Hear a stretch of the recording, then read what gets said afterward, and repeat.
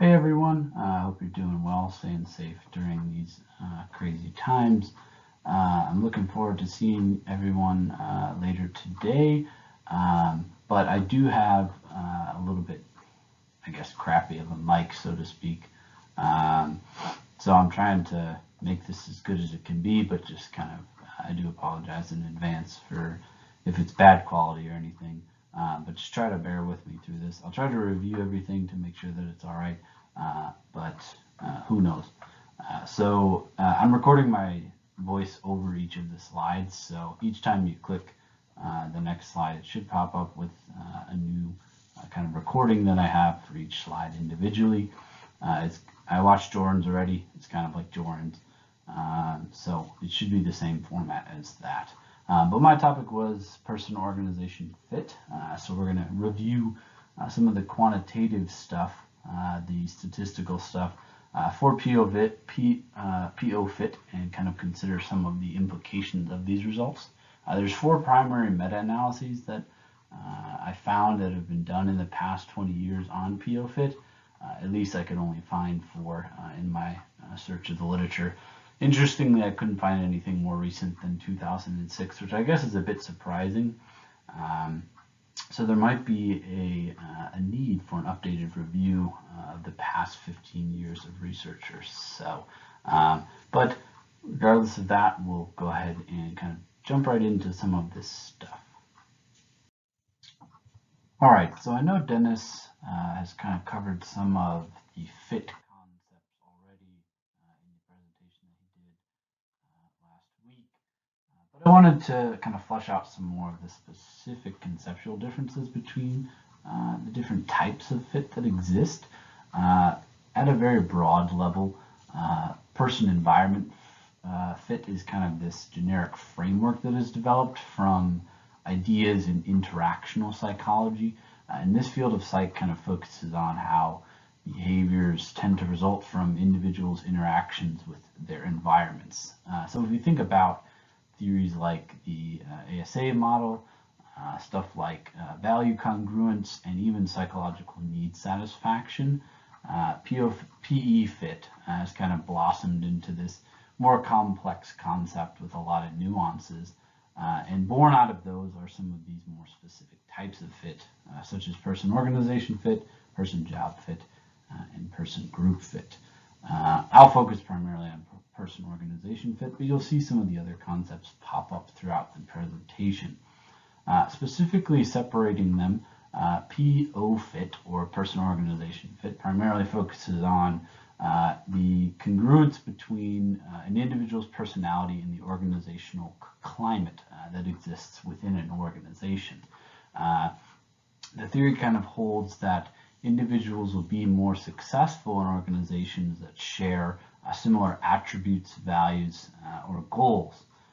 It's more broad than person job fit or person group fit because it doesn't hone in on specific jobs, vocations, or even groups, but it's far less comprehensive than person environment fit. There's generally two types of congruence they look at, or two conditions. One is complementary congruence, where both the individual and the organization contribute to fulfill the needs of each other. That would be the most optimal. But there's also supplementary congruence as well, where the organization and the individual simply just share characteristics, and that helps to lead to better fit. Person job fit, on the other hand, focuses on how specific job types can be matched or aligned with individuals' values, interests, or personalities as well.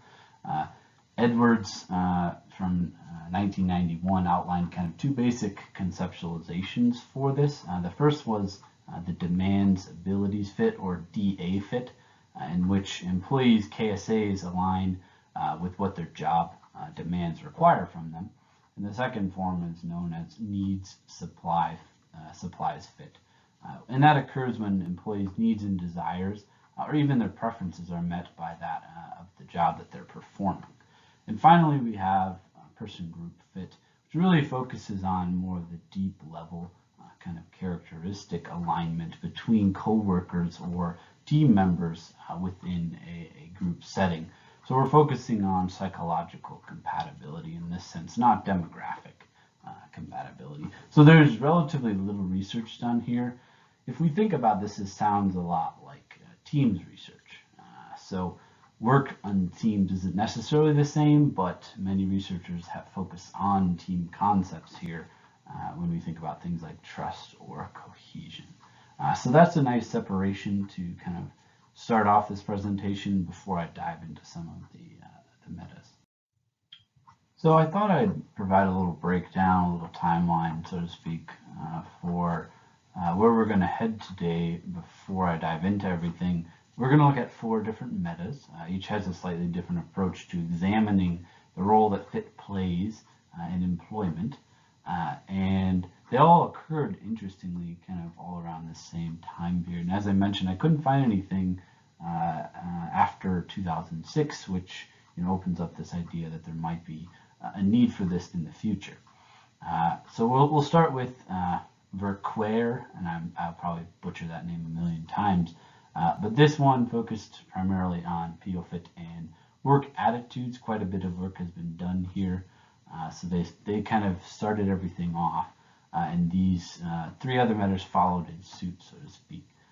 Christoph Brown et al. Kind of 2005 focused on breaking down each type of fit that I went over and how it relates to pre-entry and post-entry individual level criteria. So they looked at things like whether or not a person received a job offer, did they accept that job offer, and then some of the kind of attitudes, performance, and withdrawal outcomes that resulted after that. Then we move on to Hoffman and Beer, again, probably butchering that, but it was an extension of the first one, the queer one, and it looked strictly at behavioral outcomes or criteria, again, kind of on this individual level, so think of things like job performance, organizational citizenship behaviors, and turnover. And then we get to probably the most important one for the selection framework or context that we are talking about in this class, which is Arthur et al. And it explored kind of whether or not the relationships between PO fit and some of these individual level criteria that I've already mentioned, performance, turnover, OCBs, those type of things, if it generalized. And what I mean by that is they were interested in answering the question of whether or not fit should be used as a predictive variable in a hiring or employment context. So we kind of start our adventure into the discussion about person-organization fit and its role in employment with the Verkeer meta-analysis, which was the first one, as I mentioned already. And the real goal of this was kind of to begin that discussion about the overall value of PO fit as a construct for organizations. Traditionally, the research had been done primarily on its role in predicting well-being and kind of attitude outcomes, such as commitment and satisfaction. And this was an attempt to summarize those empirical studies that had been done. I have a list of some of the important variables down on the bottom, and I'm going to quickly go over the moderators because these will largely be the same throughout all 4 of the metas that we discussed today. So I'd like to kind of get those out of the way so that I don't have to review it each time. But when they talk about measurement of fit, there's 3 different types. There's subjective, perceived, and objective measurements of fit. Subjective measurements of fit really just ask the raters to give this generalized kind of perception of how well they think that their characteristics match those of the organization that they work for. The perceived measures of fit ask for ratings from the individual and the organization on the same or similar dimensions of a characteristic. So when we think of things like goals, values, and personality, so the individual in this case is rating both of those things. They're rating themselves and they're rating the organization. For objective measures of fit, this is a self-report from the individual on their own characteristics, and then another source inside of the organization reports the measurements for the characteristics or attributes within the organization. Again, these are the same dimensions. We're talking goals, values, and personality.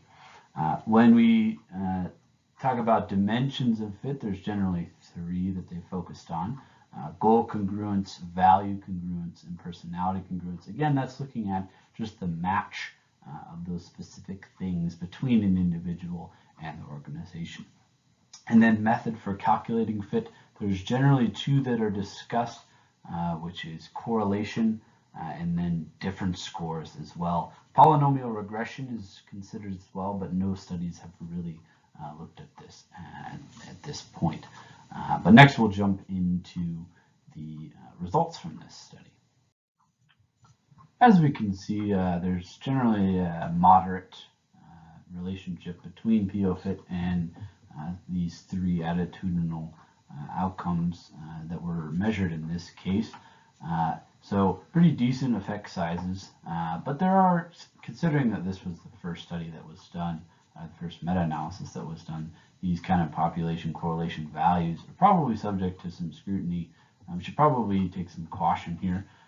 Specifically, there was only 21 studies used in this meta-analysis. Probably need some more to be a little bit more confident in those correlation values.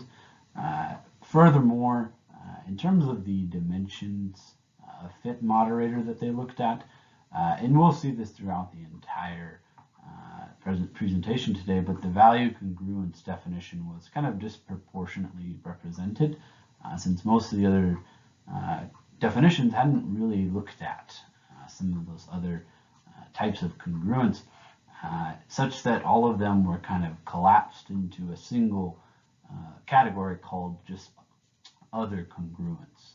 So that's a little bit limited. And then not a lot of the studies really looked at difference scores. This really isn't believed to be the most precise way of measuring fit, at least calculating it. So the most effective one is believed to be correlation. So not a lot of people really use the differences score metric. But this study is a nice springboard for kind of the other 3 metas that I'll talk about. The preliminary results suggest that work attitudes really do demonstrate a strong relationship with PO fit, but that the measurement and kind of conceptualization of fit might be something that's influencing these observations that we need to kind of be aware of. Next, we'll go ahead and move on to the Christoph-Brown 2005 meta-analysis. And this one is a little bit different from the first one in that it attempted to look at each of the types of fit that I had discussed earlier, not specifically just person-organization fit, but some of the other ones like person-job, person-group, and person-supervisor fit even. So there have been a few qualitative reviews that had been done on these kind of single types of fit. So there's been specifically one done by Christoph-Brown herself on person-organization fit about 10 years ago. In this case, that would be 1995, 1996. But there really hadn't been a comprehensive review in a quantitative sense comparing some of these different effect sizes for each of these types of fit. Generally, there hasn't been a lot of attention paid to kind of some of these more nascent types of person-environment fit, such as person-group fit or person-supervisor fit. So the goal here was to bring more attention to some of those and hopefully inspire some more research. Further, no one had really considered the timing or the impact of timing, rather, for measuring some of these outcomes. So here they separated them into pre-entry and post-entry outcomes, which adds some specificity to the discussion when we are kind of regarding when fit matters in terms of timing, so pre or post in some of these outcomes.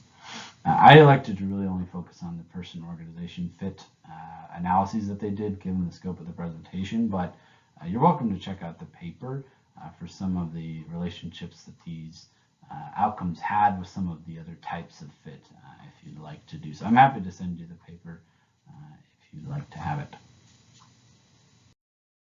So looking at the results, I've split them into pre-entry and post-entry outcomes.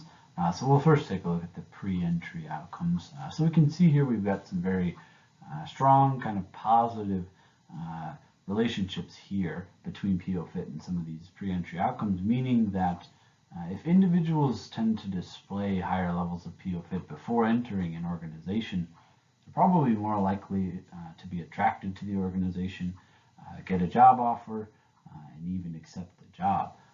I will note that these values are indicating that organizations who find individuals that fit, quote unquote, with their interests, values, goals, and organizational climate, the organizations are more likely to want to hire them. So that's why we're seeing these higher values. Also notice, I'll make note of the low number of studies here again for these pre-entry variables. So we really need to see some more research on some of these things. I know that we've talked about organizational socialization and in OrgPsych, and I think that some of this could be applied in that sense as well. But next we'll talk about the post-entry outcomes. So moving on to the post-entry outcomes, I realize there's quite a bit here, so there's a few things that I want to focus on. So I'll address those things more specifically, but let's start with the work attitude variables, so things like satisfaction, commitment, and intent to turn over. These appear to have, again, very similar and even greater in some cases, magnitudes of their relationships with PO fit to that of those that we observed in the first meta done by Verkeer. So this is encouraging to see, again, this very strong effect between PO fit and these attitudinal criteria. Another thing that I will note that is potentially concerning is the low magnitude of the effect sizes in the performance categories. Specifically, the effect size for overall performance, here job performance, had a credibility interval that included 0. So what that means is that across the 22 studies they used in this case, the results were not generalizable, so we can't be confident really in those. So that's something that's a bit concerning to IO psychologists who, as selection specialists, tend to use these performance relationships in our validation studies. But we'll talk more about that in the Arthur meta when we address validity. Another thing I'll note and that you will see as a kind of a recurring relationship is that contextual performance had a stronger relationship with PO fit than task performance. I'll also note that this was a 62-page meta, and it included more moderators than I would probably care to admit. So yeah, there was plenty of moderators that displayed significant values, but for the sake of brevity in this presentation, I'll probably just decide to skip these for now. Again, you can take a look at the paper if you're interested in some of those more specific things. So some major takeaways from this on the post-entry side, again, we're seeing this very strong relationship between PO fit and attitudes or work attitudes, which is very encouraging, meaning that this is probably something that PO fit is indicative of.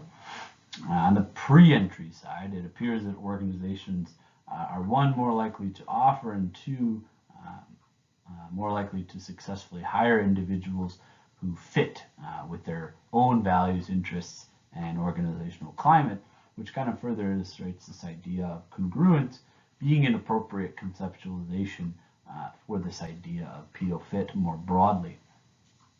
On a little bit more broader scale, this was a huge step in the PO fit literature to be more integrative. No previous metas had looked comparatively at the different types of fit and the magnitude of their effects with this many different kind of outcome variables. So it was, again, another step in the right direction.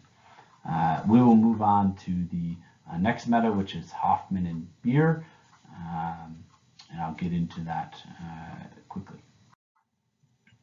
So Hoffman and Beer attempted to kind of piggyback off of the initial meta-analysis that was done by Verkeer and extend this examination of PO fit into a more broad scope of outcomes. So they looked specifically at behavioral criteria instead of the attitudinal criteria that Verkeer looked at.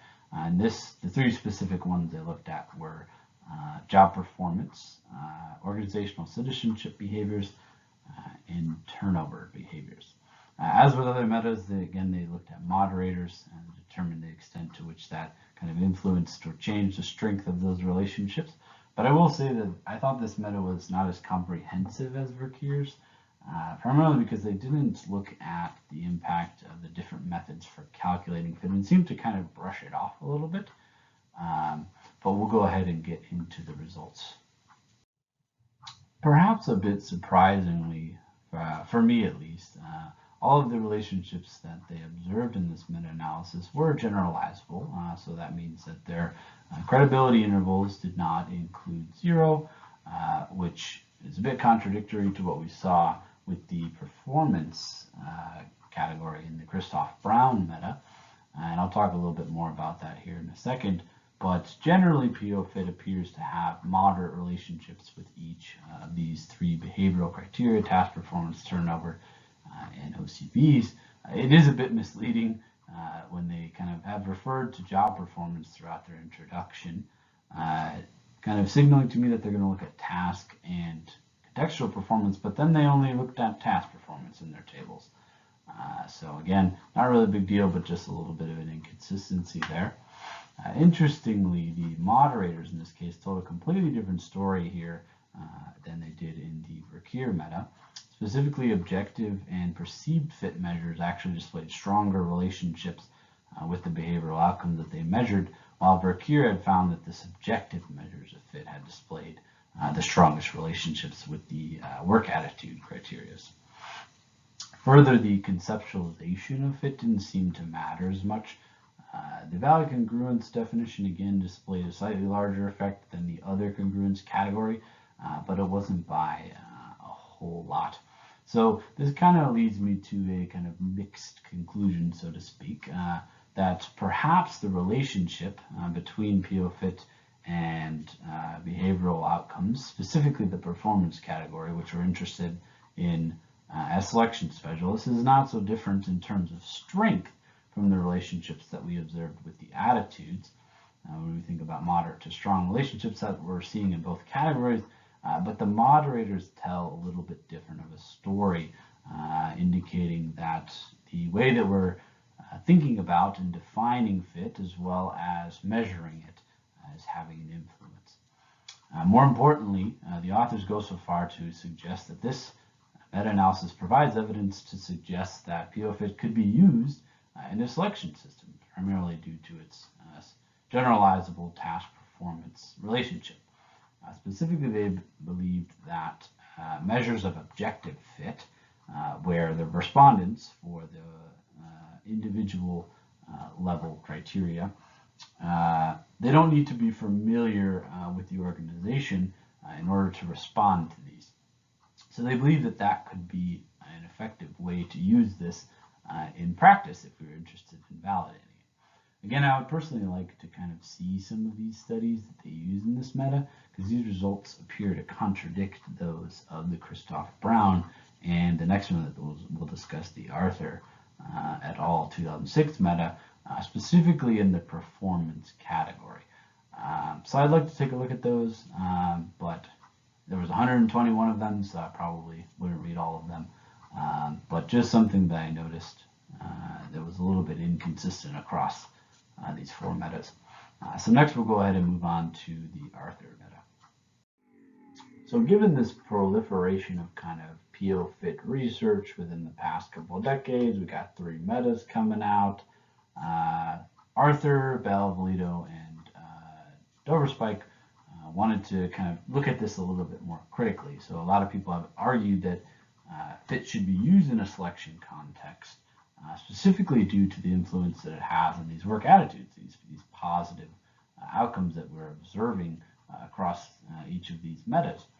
So they wanted to look at the criterion-related validity of fit as a predictor of 2 very important behavioral outcomes, job performance and turnover, which are commonly used as indicators in validation studies.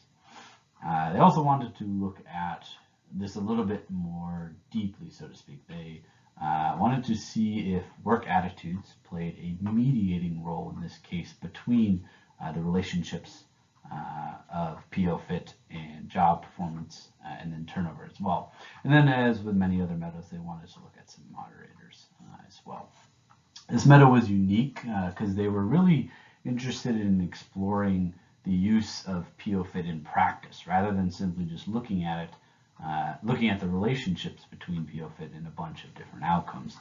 While the criteria and moderators are very similar, this is the first meta to really look at the indirect effects of PO fit as well. Specifically, they conceptualize work attitude variables as potential mediators between PO fit and performance and then turnover as well. So we'll go ahead and get into the results real quickly. First, we'll take a look at the direct relationships between PO fit and each of these outcome variables. So in this case, we're not looking at any mediation or moderation yet. So to note, again, we're observing that really strong relationship between PO fit in terms of predicting work attitudes, very moderate to strong magnitude of effect sizes with 109 different studies for this. So again, very strong on that side. However, some disappointing results for fit with turnover and job performance. Specifically, the credibility interval for both of these outcomes included 0, so the validity of PO fit as a predictor of performance and turnover behaviors didn't generalize across the studies that they used. Again, I'll note the overemphasis on studies where they were interested in looking at work attitudes. You got 109 in this case, as opposed to 8 for turnover. So an indication again that there's probably an overrepresentation of studies done on work attitudes. Again, might be the reason why we are observing these strong relationships. But given that it's consistent across the metas and there's more of mixed bag results for the others, we can be kind of pretty confident in those work attitude results. Taking a look at moderators really quickly, I don't have them listed here, but the strongest effects were observed for subjective measurements of fit and when fit was calculated via correlation methods. Very similar to what we've seen in some of the others. Again, the only different one has been the Hoffman kind of the Beer 2006 one. They also looked at validation type or study design for validation in this case, and there was a heavy focus on only concurrent designs and not predictive ones. So that limited the testing of the moderation hypothesis in the job performance study specifically to only concurrent studies, and there were no predictive validation designs. Again, a little bit of a limitation, perhaps something to look at in the future. If we break down performance again, we observed the larger effect that contextual performance had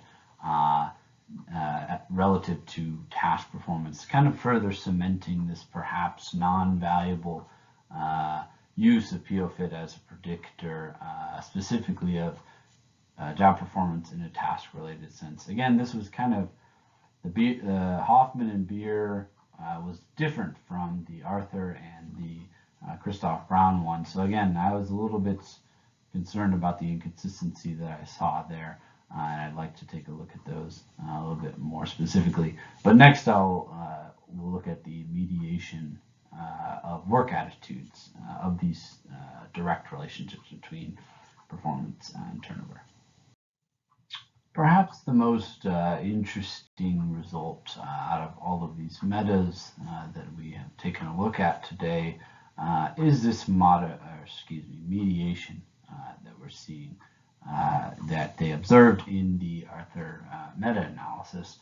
Specifically, they found that the effect of PO fit on job performance and turnover was reduced when work attitude variables were considered in the path analysis that they did. So it provides some more evidence to suggest that work attitudes are kind of probably the real reason why PO fit has relationships with job performance and turnover. But again, there's a little bit of an overrepresentation of studies that are being done. But this meta kind of really kind of solidifies that as the effect sizes drop quite a bit when they are considered in conjunction with the role of work attitudes. But next, I will kind of put all of this together and then maybe consider some results to talk about for future directions.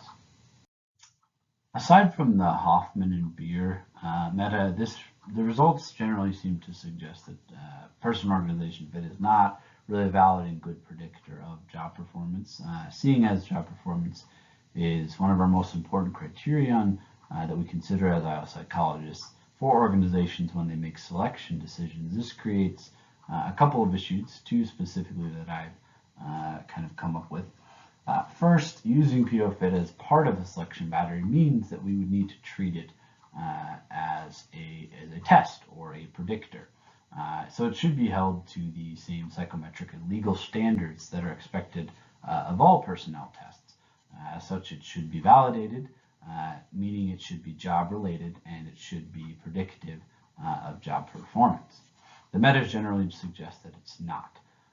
Second, most theories of fit and PO-FIT more specifically argue that it is indirectly related to job performance through work attitudes, and the strong empirical results that we saw for those direct relationships between PO-FIT and work attitudes suggest that this might be the reason why PO-FIT is related to job performance.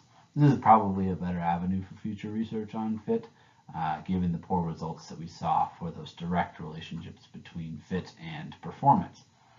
The mediation, specifically the mediation results from the Arthur meta suggest that orgs might be better using measures of fit for post-hire decisions, things like promotions, given its strong relationship with well-being and attitude outcomes like satisfaction and commitment, rather than some pre-hire selection decisions, given the weak and non-significant relationships we saw with performance. Second, we probably need to look more specifically at some of the different types of congruence, so specifically goal congruence or personality climate match as a dimension for fit instead to kind of see how it impacts the observed effect sizes. In all the metas, these other conceptualizations of congruence for defining fit have been lumped into kind of one category labeled other congruence, and value congruence had been the kind of predominant one that had been used. As such, we probably should take a look maybe to see if that matters. And finally, while this review presents some kind of pretty damning evidence against using PO-FIT as a selection tool for making employment decisions, the literature is kind of still in its infancy. So there's likely some more work that needs to be done before another meta-analysis is warranted, and unfortunately I didn't get a chance to kind of look at the last 15 years of research specifically, but one thing is that all of these metas used individual level criteria. Not many empirical studies have been done investigating PO-FIT and its relationships with other organizational level criteria, such as something like organizational effectiveness. However, sadly, under the current legal guidelines that we have from the Civil Rights Act and the Equal Employment Opportunity Commission, organizational level criteria such as PO-FIT really aren't recognized as criteria that should be used in the selection decision-making process. This really limits its defensibility of its use in court. So if someone wanted to use it in a selection battery, they might get taken to court by an applicant or an employee, and they would likely lose because there's not a lot of precedent for it. Further, if someone goes to court and decides to make the argument that they use PO-FIT in their selection battery because it's related to work attitudes, which again are important to organizations,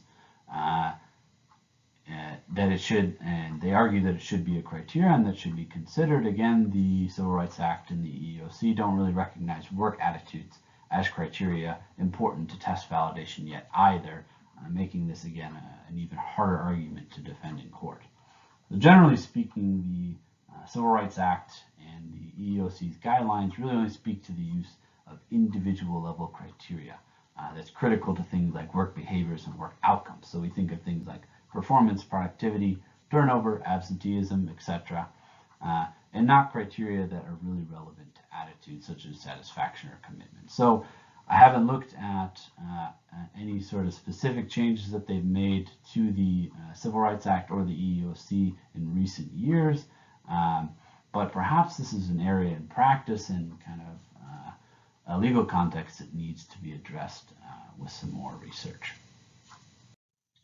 One more fruitful thing that I thought might be useful to bring up is this paper that my advisor Jim wrote in 2009 on the mediating role that psychological need satisfaction might have in the generic relationship between fit and its kind of notable outcomes.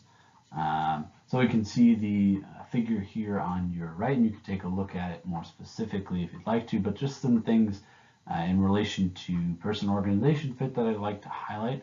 One, it had a positive relationship with each of the need satisfaction types, and it also had a direct relationship with affective commitment, meaning it's kind of very, very similar to what we observed in the metas, having a direct relationship with a work attitude.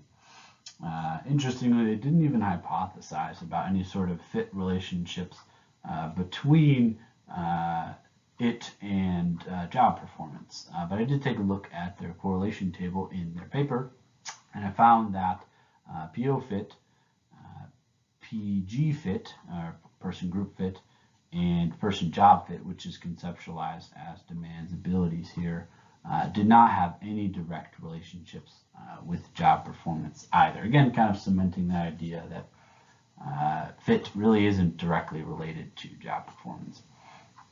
They did consider, since this was a mediation model, the indirect effects of need satisfaction as well.